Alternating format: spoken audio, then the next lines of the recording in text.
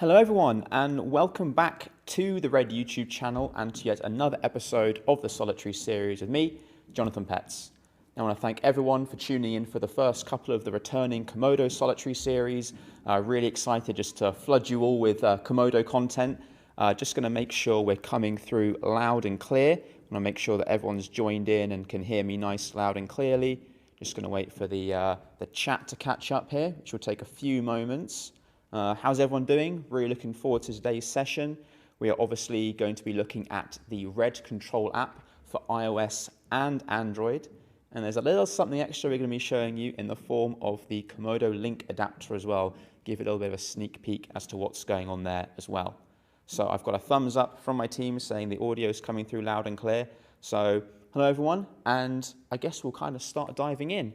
Do feel free to put some questions in the chat as we go. I've seen there's been a few questions kind of coming in already about the app, and hopefully we'll try and answer all of those today.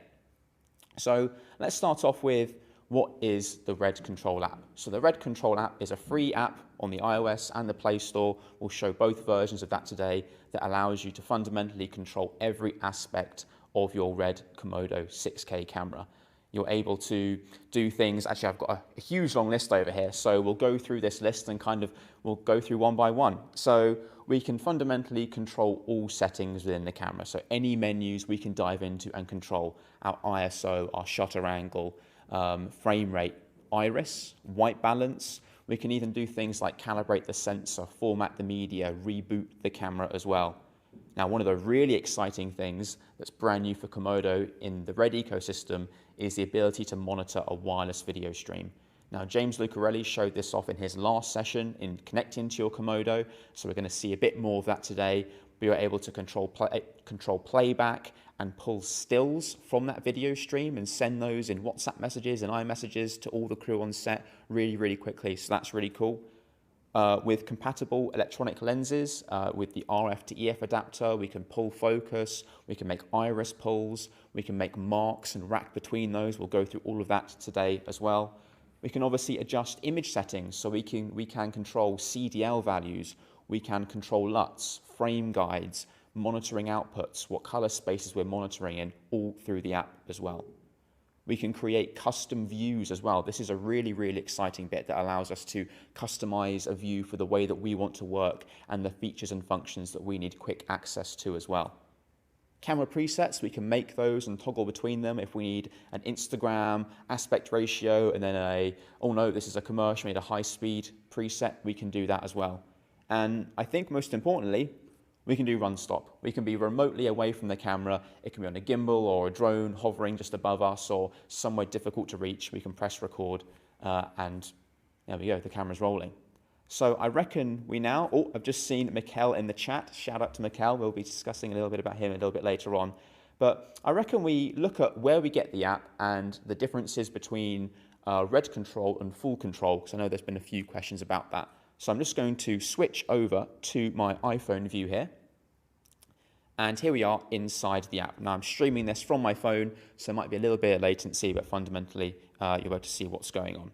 So to download the RED Control app, it is free on the iOS and Play Store. Just search RED Control, you'll see it right there at the top. You tap on that, you can check that it's from us by checking the developer name, Red Digital Cinema. You can download that and get up and running. Now, there has been a couple of questions about, is this app backwards compatible with DSMC1, DSMC2 and Ranger? The answer is no, because Komodo is built on a new RED Control protocol. This is called RCP2, whereas DSMC1, 2 and Ranger are built on RCP1. Now, many of you will be familiar with Mikhail Lubchansky's app, of whom is called Full Control. So if we search this just for reference, this app won't work with Komodo. It's only for DSMC1, DSMC2 and Ranger. Mikhail has also spent a crazy amount of time developing this RED Control app. So I think maybe we should all just give him some clapping emojis in the chat for Mikhail for the amount of hard work he's been putting into all of these apps and this official RED app as well. So hopefully that clears up a few things. The RED Control app is only for the Komodo. So let's go back into the app and start going basically. So those of you who want to connect at home and follow along, I would definitely suggest you go watch James Lucarelli's last session about connecting to your Komodo. This will show you all the ways with ad hoc, with infrastructure, connecting through a laptop, all those things to connect to your Komodo. So I'm going to skip that, and I've already connected to my camera on an infrastructure network. So on this main page, this is where we can see all the devices that are connected to the local network. If I had multiple Komodos, I could bounce between those Komodos and go adjust settings as I would like. Now, one of the cool things in here that we learnt in James's last stream was port forwarding.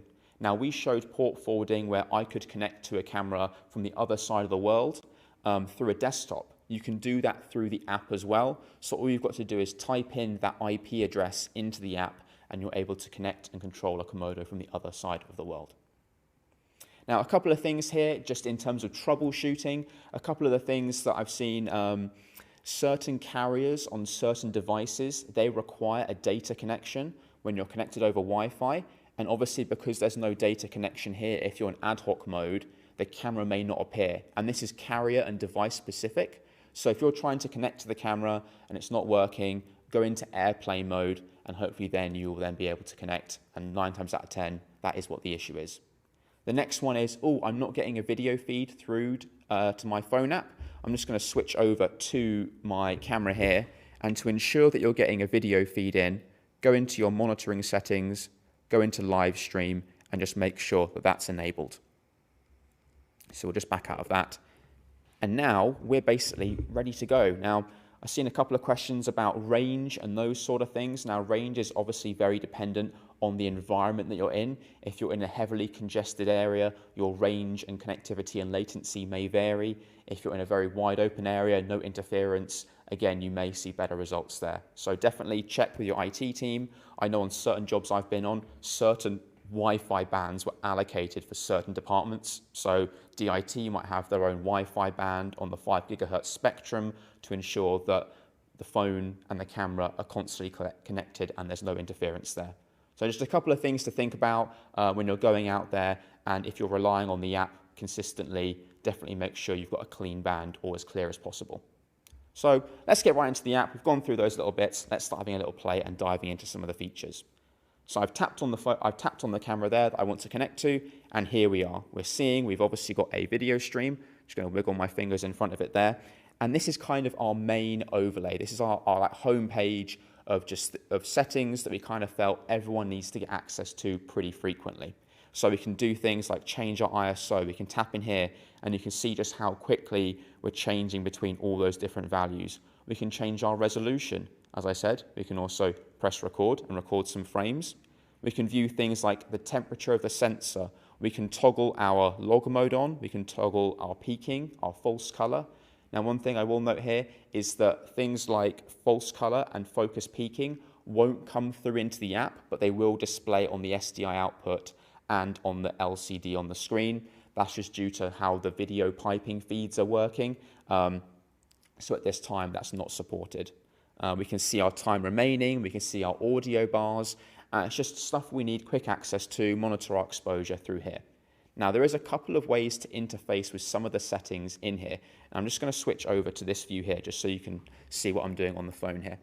So on the phone, you can actually tap on any of these kind of movable tiles where there's multiple settings. So I can swipe up and I can swipe down. So I haven't physically got to go into the menu and then move between them. Again, just a different way to interface with the app. If maybe you're not looking at the phone, you're looking at a different feed to kind of judge various settings. So really, really useful there. And also what we can do is this isn't the only orientation that you have to be in.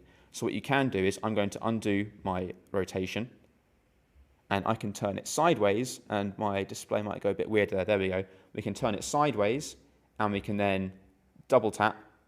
We then get a full frame view, and if I wanted to, I could then mount this on top of my camera with a phone mount. I'll show you a phone mount that I use later, and you can really see just how low latency that is. Absolutely crazy how low latency that is. Personally for me, very, very usable, but obviously it's up to you guys as to the amount of latency that you're kind of happy with. So that's pretty cool. But one thing that you will have noticed as I swoosh back into frame here, is we've got a number of stars on this kind of main homepage. Now, these stars are basically customizable pages. So I'm just going to tap down to this page down here, and you'll see we've got all of these various blocks that we can, if we double tap on any of those, this is the list of everything we can assign for our own view. So I'm just going to scroll through some of these here just so you get an idea of how much data and how many options you really have in terms of choosing what you have displayed. So we could have our log view. So I can just assign that there, and then I can tap that, and then I get the log feed coming through. I've got a quick toggle. I haven't got to go into a menu. I haven't got to go through pressing buttons on a camera. Let's double tap and go through some other ones. Let's go right down to the bottom and see what we've got. We can see the subnet mask. We can see which internet connection we're on. We can see the channel we're connected to as well.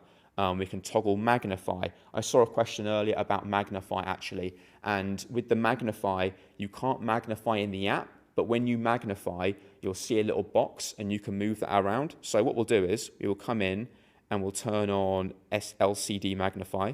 So I'm going to assign that to a button there. And if I turn on LCD magnify, you see that little box has come up. Now, if I tab over to this screen here, you see that we've magnified. Now, I can move that box around, and you can see what I'm doing there. So that's how the magnify works. You can't, view a magnified feed in the app at this time. So let's just come out of that LCD magnify. We've come back there. So I've already made a couple of presets just to show you kind of what's possible. But what I think would be really cool is when you guys get the app, when you get your cameras, or those of you who already have the cameras, take a screenshot of your custom pages and tag us on Instagram, Red Digital Cinema, or send us them, solitaryseries@red.com, and me and the team will go through some of them and find our favorite ones, and we'll share them in the next session, because I'm sure you guys will come up with some really cool overlays that are probably way more efficient than kind of what I've come up with. So let's go into my first one here. I used to work as a DIT, so the first one I thought of was, if I was working as a DIT, what would I want quick access to? So I'm seeing things like my power information, how much battery is left, what is the time remaining on the card, and how long until I've got to shout at the AC and the DP, "We've only got a minute left, can we reload please?" Camera ID, if I've got multiple cameras on set, which one am I connected to? Oh, A cam, okay, perfect, I should be on B cam, I'll switch over. I can toggle things like my false color on. So if I'm monitoring in my DIT tent, I've got an SDI feed coming in, I haven't got to run over to the camera to enable false color. Obviously, we can't view it in the app, but at least on my SDI feed, I can be toggling that very, very easily.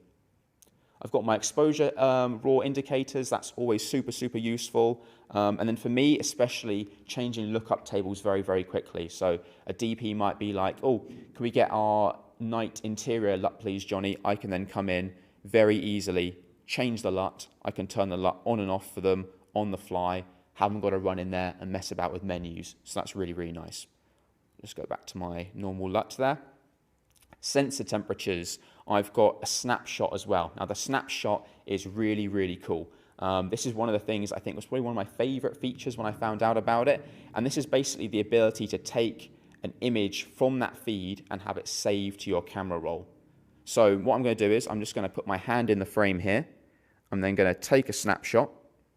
And then when I go back to my photos, you'll see that image is then saved there, and I can then send that off to a DP, send it off to an art director for some references. Maybe if we're on a location scout could be connected to the camera and just pulling images from the camera and not having to take photos on their camera. So again, there's so many really cool things you can do with this. Obviously, if you're working on a big budget Hollywood film, ensure you've got permission to take stills from that feed, but it's still something that's super useful to have. Other little bits here, jam time code. I can check the actual time code itself. I can view the clip name and also save a log. In the event someone knocks the power by accident, pulls a cable out, and I wasn't sure what went on, I can save a log without having to run over to the camera. Or in the event there is an issue, there's many times where I've forgotten to go save a log, and I can just tap this button here, and good, I've got that log saved. I can do it fully remotely. Now, the cool thing here is the presets. So I've made a load of preset buttons that I can switch between very, very quickly. So let's say, for example, we're shooting 6K open gate, so 17:9. We're shooting 240 to 1 frame guides, and we want other ones that we can quickly bounce between.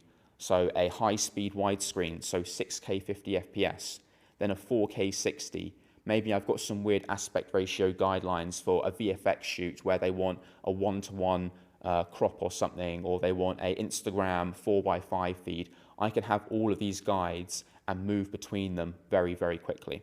I can also view more than that. I can view all of them that I've got saved in the camera as well. So again, super, super flexible. Another one that I've kind of thought up was as a focus puller, as an AC. If you're an AC and you're working with the camera, what am I going to want to be using? Eject media, secure format, reboot the camera. I can get into playback here as well. I can view the lens focal length that I'm on, the iris if we're using compatible electronic lenses. I've got my SDI magnify and my focus peaking. So if I'm getting a wireless feed from a Teradek, I can then toggle peaking from the camera and not have to do it on my monitor if I don't want to.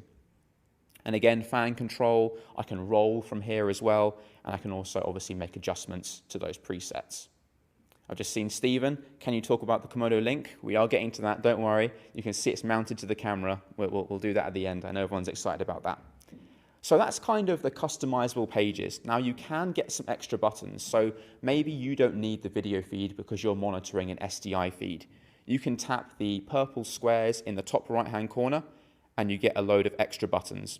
So if I come down to my preset here, you can see I can come in and I can add a whole new extra set of buttons. So I can come in here and let's just pick one, camera info. I can assign that to an extra set of buttons at the very top as well. So let's move on to some of our next tabs.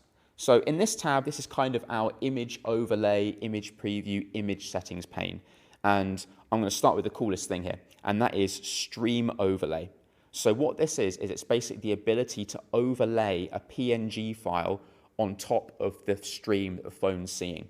So this is super cool if maybe you're a splinter unit or you're going back to reshoot something and you want to make sure your frame is exactly lined up. You can export a PNG file, import it into the app, and then overlay it to ensure you're lined up exactly perfectly. Now, some of the examples that are preloaded into the app are mainly frame guides. So if we kind of scroll down here, you can see I've got my Fibonacci sequence, I've got Cheops, Nexus, that's a pretty crazy one. And again, we can choose the opacity of these as well. So if you want thirds, vertical thirds, different opacities, you can do that as well. Or you can press the plus button there and you can import a PNG of your choice and overlay that onto the stream. So let's start moving on through the rest of these. So I'm just going to exit out of that. I'm going to press none because I don't need those. We can change our live stream quality here. A lower live stream quality will mean less latency, but obviously a lower image quality. A higher one will mean a higher image quality, but potentially more latency.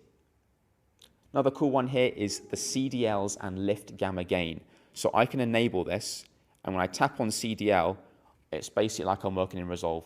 Obviously, I don't quite have my physical, tangent ripple kind of suite, but if you're that way inclined, you can come in and you can make adjustments on the fly should you want to. Now, you're shooting a RAW file, so it's all metadata. If you really like doing that and you kind of want to do CDLs on the fly, that's a super cool way to kind of come in and do it. And again, I can back out of this.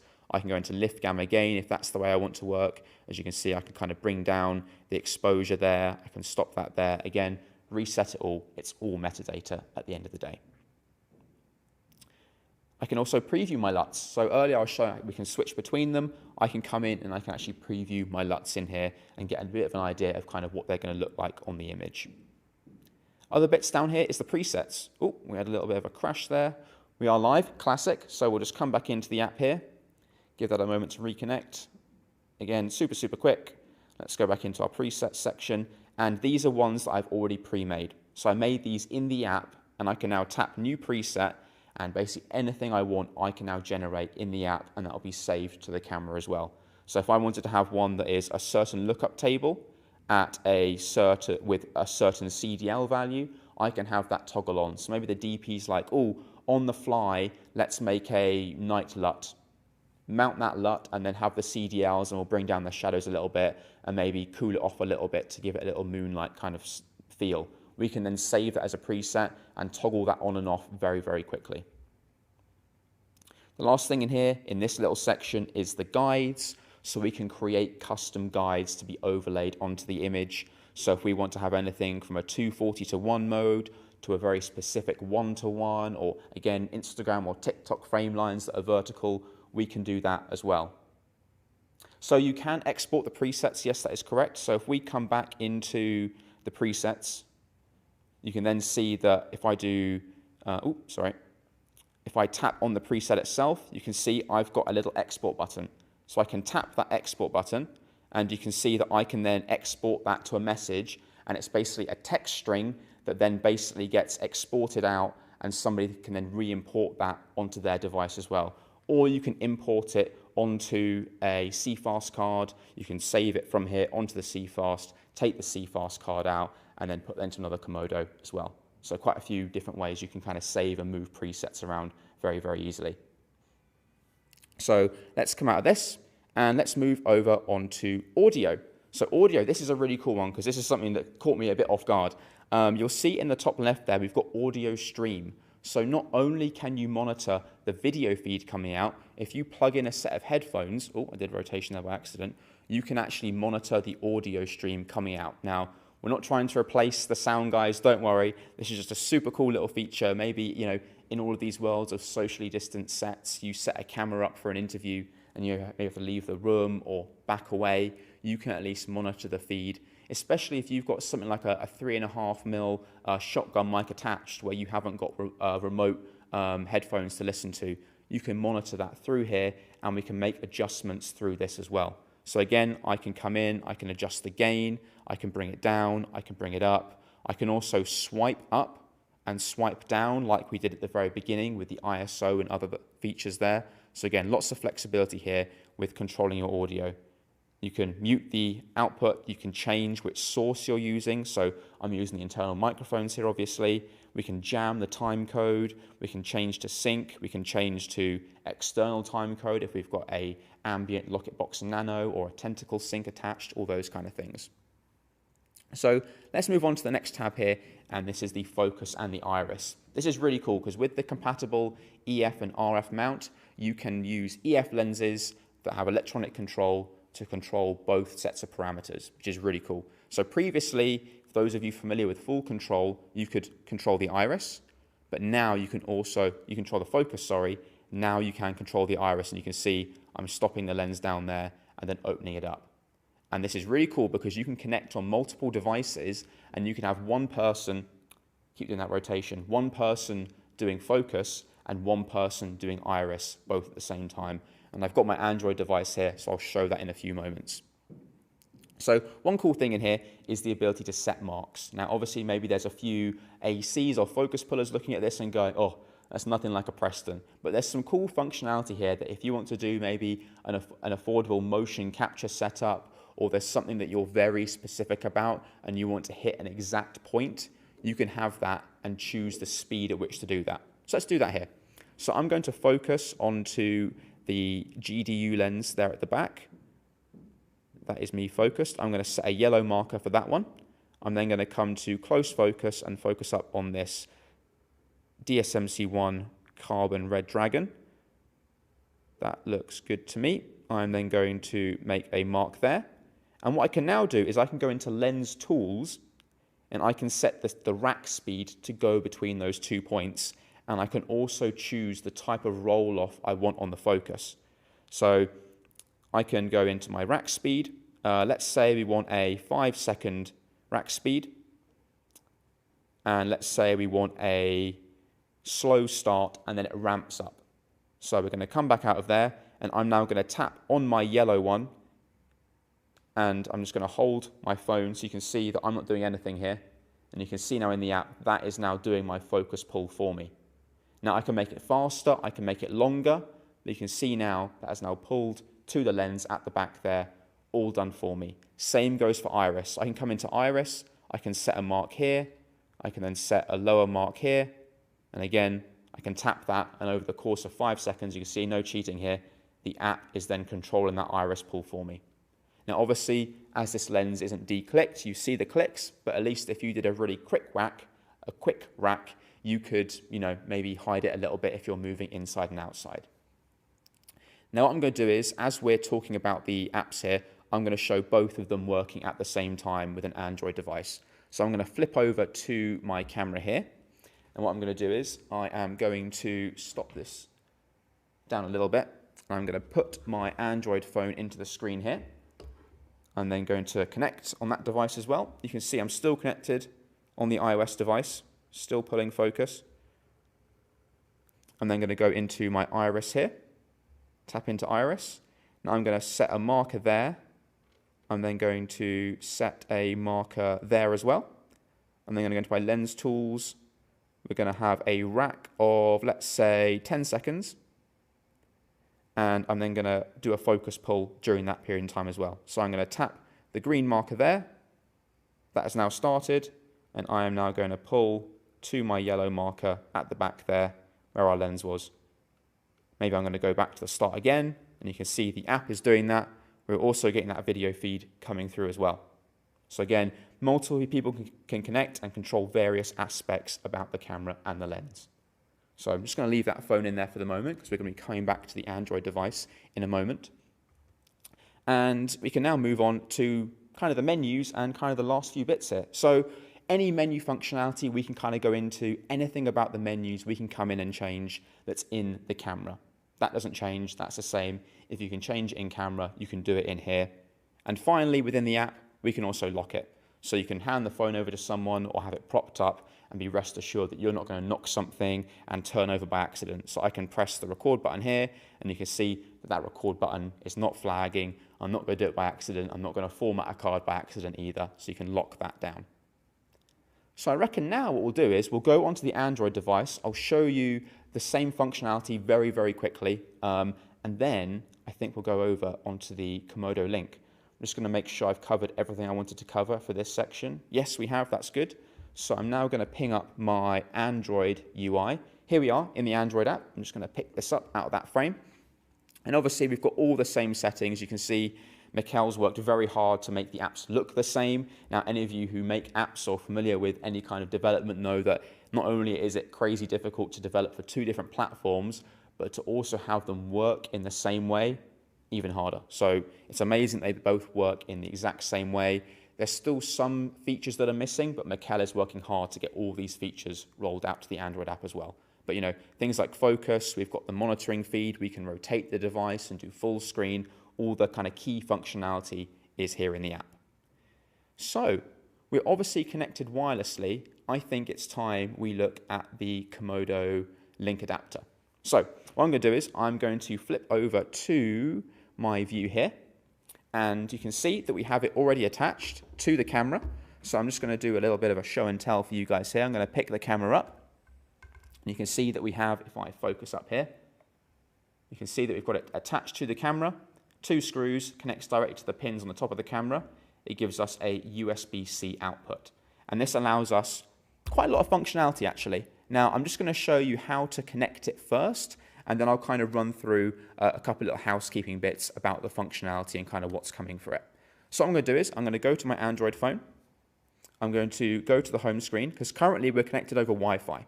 So what I'm going to do is I'm going to come into my settings and I'm going to go into my network and internet and then hotspot and tethering.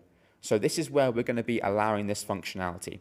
Now, one of the things I will say here is that on an Android device, you do not need to have a cellular connection. So you don't need to have a SIM card in your Android phone to get this to work. But on iOS, you will have to have a data connection for the link to work. This is due to how iOS works. It's something we can't get around. So things like iPod Touches and iPads that don't have a cellular connection are not going to be able to work with this. So note there's no SIM card in this phone. So what we're going to do now is I'm going to plug it in. I'm going to go into menu. I'm going to go down to communication. I'm going to go to Komodo link adapter. Oh, if I tap on that properly, and you can see it says NA. Now what we're going to be doing is enabling USB tethering. So as soon as I plug in this cable into the phone, you'll see USB tethering gets enabled. So I plug that in, USB tethering then ungrays itself. I can then tap on USB tethering, and now we are tethering between the Komodo. You'll see in a moment an IP address pings up. That confirms to us that we now have a connection between them. So let's back out of this, and we're going to go to our home screen. We're going to go back into the RED Control app, and we're going to do rescan. Now, obviously, the camera is still emitting a wireless feed, but now we can also see two cameras have popped up. One is the wireless feed, and one says link, and that is our link from the camera to the phone. So I'm going to tap on that now. That will take a moment to connect. And we are now connected. If I now go home, you can see if I kind of bring the phone in as well, because obviously I'm cabled to the phone and the camera, so there might be a bit of latency in the video feed you're seeing, but when they're side by side, you can see incredibly low latency. Any of you who have tested it, you know, with wireless, every now and again you may get a bit of breakup, but with this hardwired solution, look at that. Really, really low latency there. So if you're in a very tricky situation where there's a lot of heavy network usage and you can't get to work because of how congested it is, a cabled solution could be fantastic. Now, one thing you may note is you see my charge light. This isn't any degree of a fast charger. The Komodo's only got so much power it can output. So it can only output about, I think it was 1 watt of power. So it's by no means a fast charger. It may keep it topped up a small amount, but it will kind of slowly deplete. So definitely ensuring you've got a big battery on your phone is definitely going to be key here. And that's simply limited because the Komodo is so low power draw to get those super long run times. It hasn't got quite enough juice to output it. So what I'm going to do now is, actually, I'll show you a little mount that I've got that I can mount onto the camera. I've got a little, cheeky little phone mount that I can get on, and then you can basically have a super small, low profile monitor setup. So if I get this into the mount, try not to turn the phone off at the same time, that would be useful. There we go. Just going to lock that. You can now screw this in onto the top, and then I'll just go through a few other little bits in regards to iOS and doing this as well. So let's get this screwed in. I can then rotate it sideways.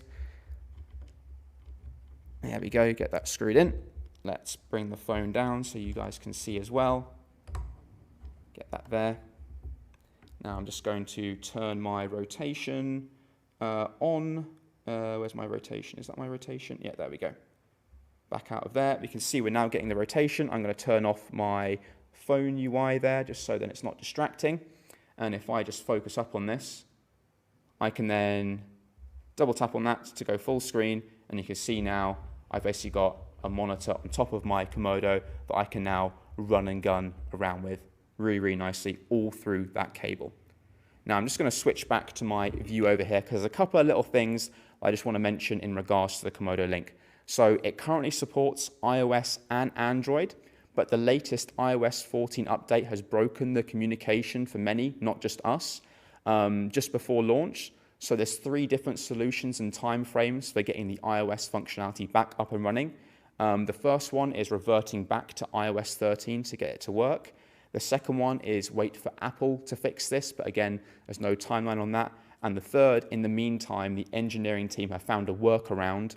So we're looking to get that out as soon as possible, but there might be a few extra steps to get it working on iOS. And again, just to reiterate, on iOS, you will need to have a cellular connection.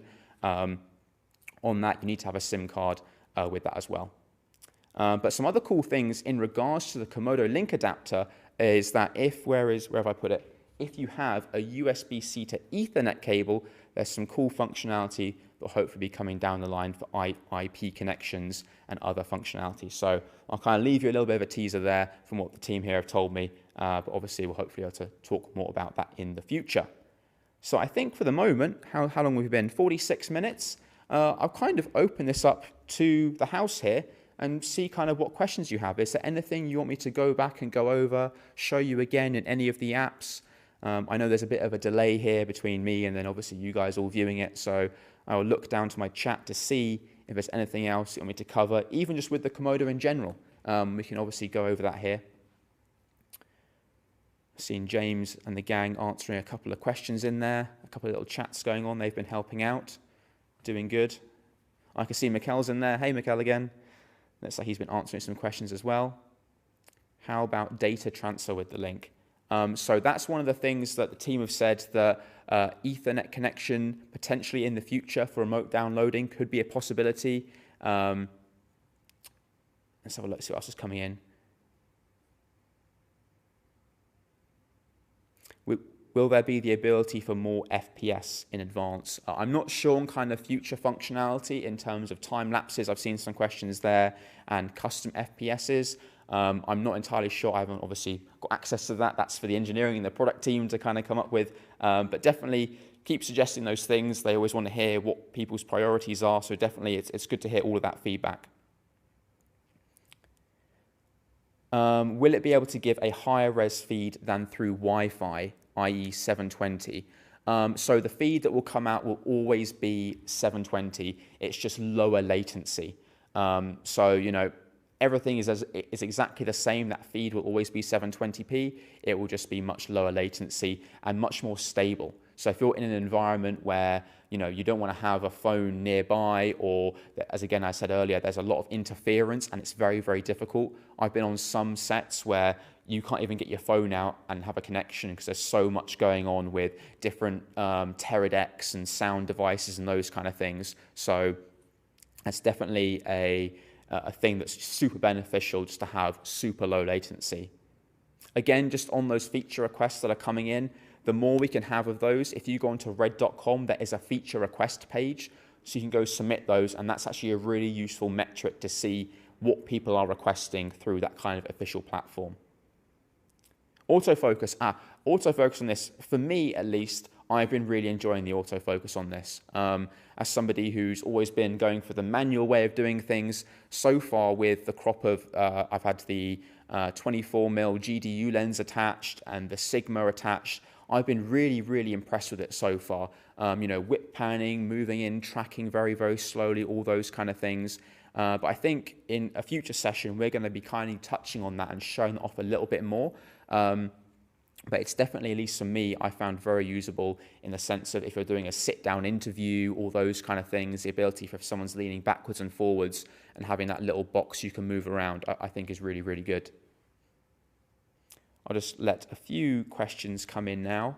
I could go off on a massive tangent and try and show you running around the store with the autofocus, but I know we're getting up to 50 minutes here, so maybe we should come back and do an autofocus session. Let us know in the comments if you want to have a whole session where we test the autofocus and do different things there. Definitely let us know. In terms of the focus peaking edge coming through into the app, as I'm not the developer of the app, that is definitely a Mikkel question. I'm not entirely sure. I don't want to put him on the spot here, so I'm not sure at this moment in time. I'll just give it a few more moments. Will the autofocus of the Komodo come to the Gemini? So the difference here is that the Komodo sensor has the PDAF, or the phase detect autofocus points, built into the sensor. It's actually a sensor design. It's not a software thing. So sadly, it can't come to any of the DSMC2 Ranger or DSMC1 systems. This is the latest tech built into the sensor. AF session, definitely. Okay, Luca, we can definitely get that on the list. We can do some cool tests with that. Maybe get James running around with doing a surfboard or with his dog or something. But I think I hopefully answered everyone's questions there. Obviously, feel free to drop some comments down below. Oh, one more may have come in. Production Komodo. Oh, just some ordering Komodo questions. But yeah, drop some comments down below for what you want to see, or drop us an email, solitaryseries@red.com, with what you want to see next. We definitely want to hear about what you guys want to do.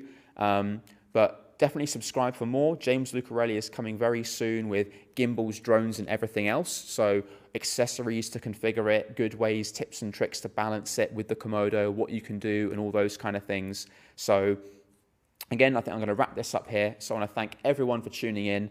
Big shout out to Mikkel for making an amazing app. It's been a joy to use. And thank you very much. And as Clay says from Red Tech, go shoot something.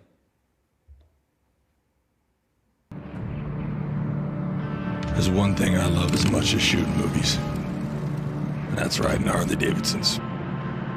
So when Red approached me to test their new camera, the Komodo, in extreme conditions, I said, hell yeah. There is a gathering of hardened riders who come from all over the world, beasts of the cold who wait all year for the snow and ice.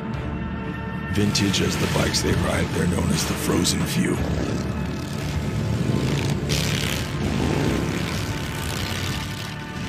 took my team on the roam to observe these men who honor long traditions of Harley-Davidson. Riders who challenge the boundaries of mortal blood and metal bikes. This is the smallest cinema camera I have ever used. 6K. And combined with the Lightina lenses, We pushed it to the limit. We strapped them down, smothered them in sleep, forcing them to withstand the harshest conditions. Tight spaces, speeding cars, on bikes. It is straight up the most versatile camera that I have ever used. It's like cinema in the palm of your hands. I hunted down the frozen few to test Red's newest digital camera.